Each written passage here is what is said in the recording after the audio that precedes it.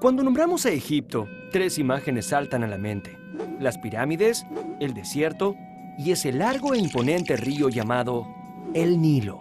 ¿Lo conocen? Pero empecemos hablando de ese inmenso mar de arena conocido como el desierto del Sahara. Este lugar al norte de África no invitaba a nadie a instalarse allí. Sin embargo, hace miles de años, un cambio climático trajo abundantes lluvias al corazón de África. Poco a poco un caudal de agua empezó a crecer y crecer. Estas aguas formaron el río más largo del mundo, el Nilo. A partir de entonces, muchas poblaciones quisieron instalarse cerca de este río. Y es que en épocas de lluvia, el Nilo crece tanto que todo a su alrededor se inunda. Pero cuando estas aguas se retiran, dejan una tierra ideal para la agricultura, pues está llena de limo. Y el limo es uno de los mejores fertilizantes que existen. Durante los siguientes miles de años, muchas poblaciones que antes eran nómades empezaron a construir sus hogares alrededor del Nilo. Así nació el antiguo Egipto, una tierra habitada por hombres y mujeres que rápidamente aprendieron a sembrar y recolectar alimentos en abundancia, sin la necesidad de mudarse de un lugar a otro. También aprendieron a domesticar muchos animales. Mami, ¿tenemos que volver a irnos? No, querido, ya no será necesario. Los egipcios necesitaron mucho ingenio para aprovechar las crecidas del Nilo en su beneficio. Para eso, inventaron un sistema de riego en el cual tenía que participar toda la comunidad. Así surgieron oficios como el del agrimensor, algo parecido a los ingenieros modernos. Los agrimensores medían las tierras y planeaban cómo hacer los canales de riego y muchas otras cosas. Fueron los primeros en aplicar cálculos de aritmética y geometría para construir grandes obras. El Nilo trajo a los egipcios otro impresionante beneficio: el comercio. Y es que en sus aguas era muy fácil navegar, así que todo aquel que tenía un barco a mano podía recorrerlo de arriba a abajo. El río se convirtió en una gran autopista a través de la cual los pueblos que estaban en sus orillas comerciaban entre ellos. Esto trajo grandes riquezas para los egipcios. Y así empezó a gestarse esta gran civilización. Todo gracias a este gran río. 3000 años de historia. Hace miles de años, gracias al desarrollo del comercio y la agricultura, algunas aldeas que estaban en las orillas del Nilo se volvieron muy ricas y poderosas. Fue así que empezaron a surgir importantes ciudades a lo largo del río. Casi 3000 años antes de Cristo, el rey Menes unificó los reinos del Alto y del Bajo Egipto y fundó su capital en Menfis. El símbolo del Alto Egipto era una corona blanca y el del Bajo Egipto una corona roja. Así nació la doble corona de los faraones. Este fue el comienzo de un gran imperio que perduraría por miles de años.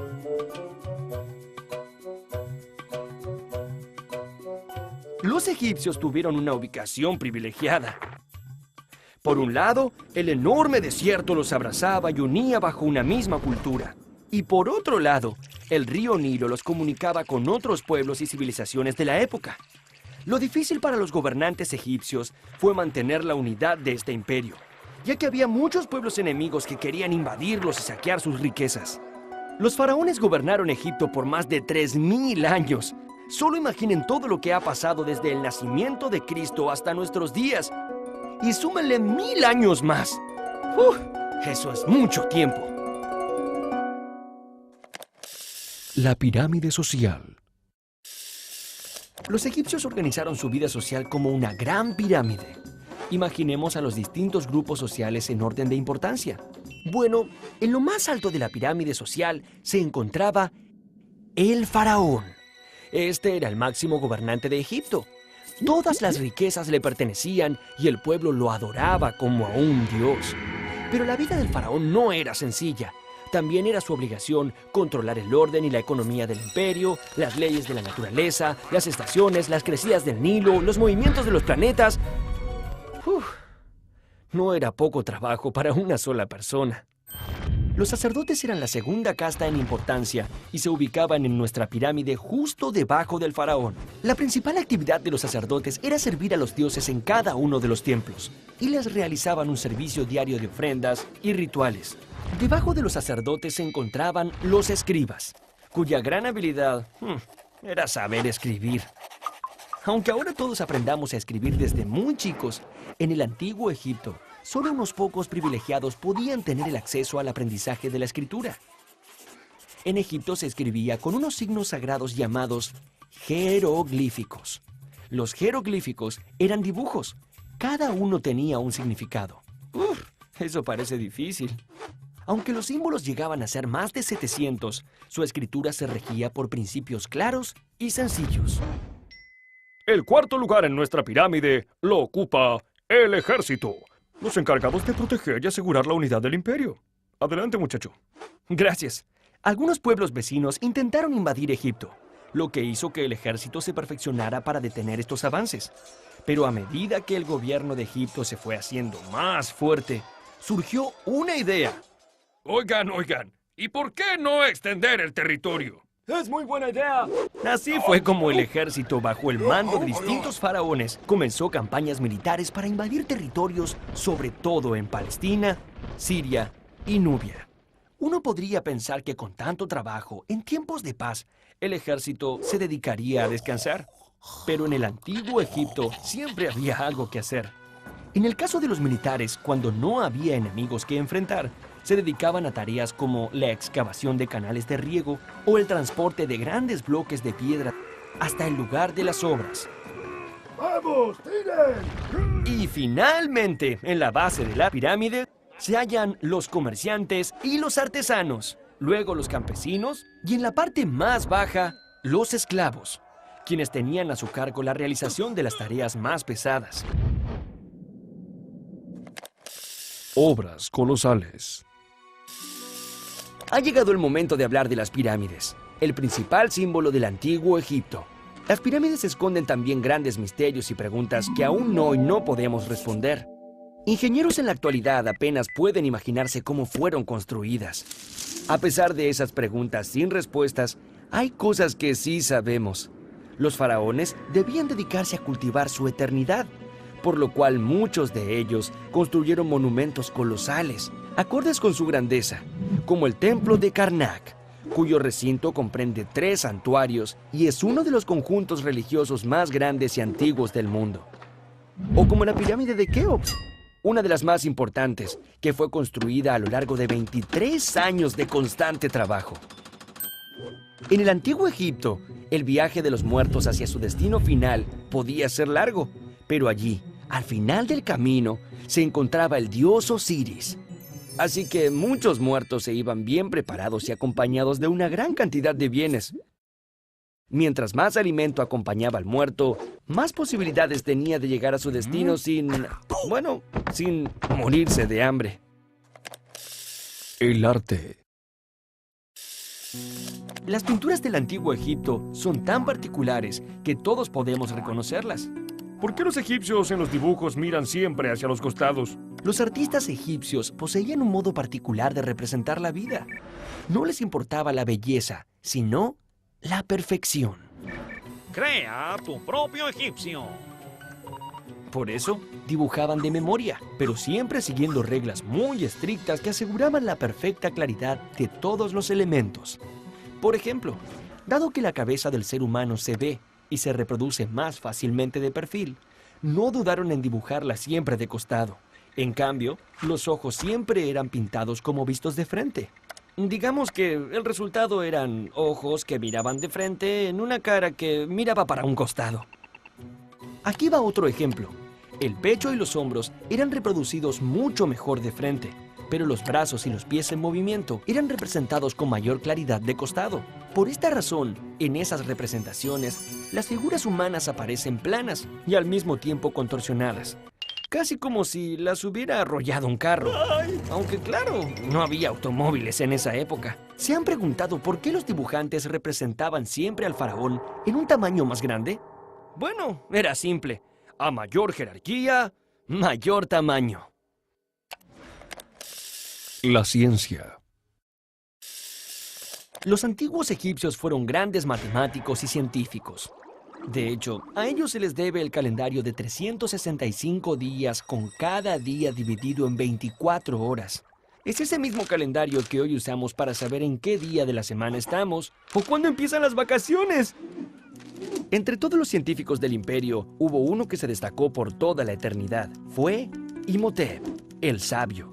Imhotep fue el fundador de la medicina egipcia. Se desempeñó como sumo sacerdote y visir del faraón Zoser, a quien le diseñó la primera pirámide escalonada, con la que se convirtió también en el primer arquitecto conocido de la historia. Los médicos eran muy queridos y respetados. En Egipto se escribieron muchos papiros médicos que fueron pasando de generación en generación, ampliando el conocimiento sobre las enfermedades.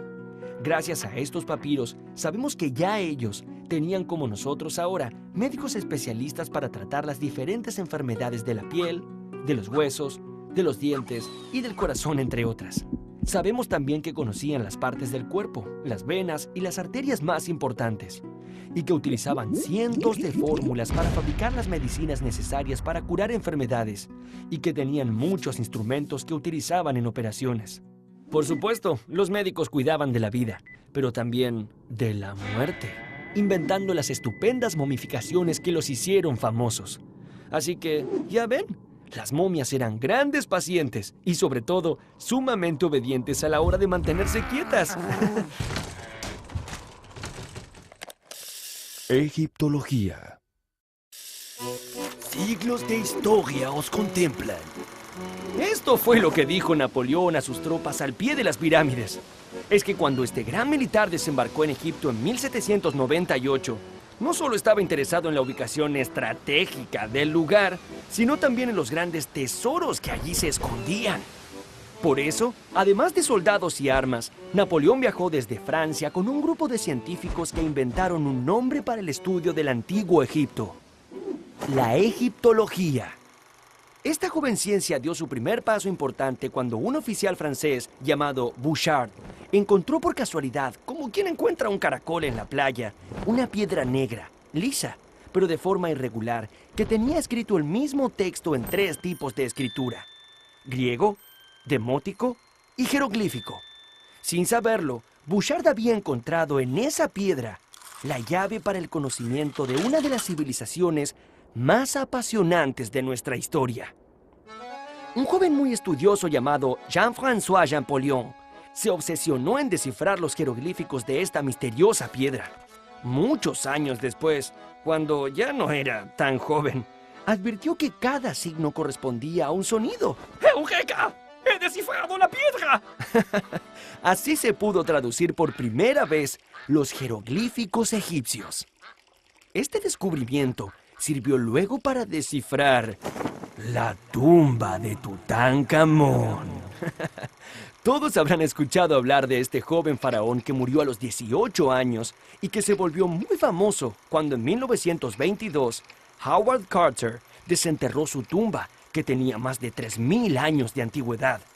Sin embargo, nunca pudieron explicar los misteriosos sucesos que ocurrieron después.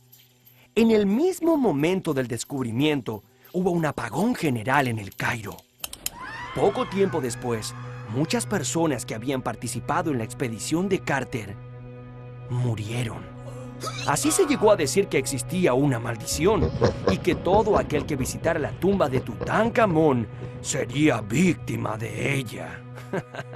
Hoy en día, sin embargo, sabemos que esa maldición fue tan solo un producto de la imaginación popular. ¿O no? El fin del imperio egipcio. Así como la unión hace la fuerza, la división produce debilidad.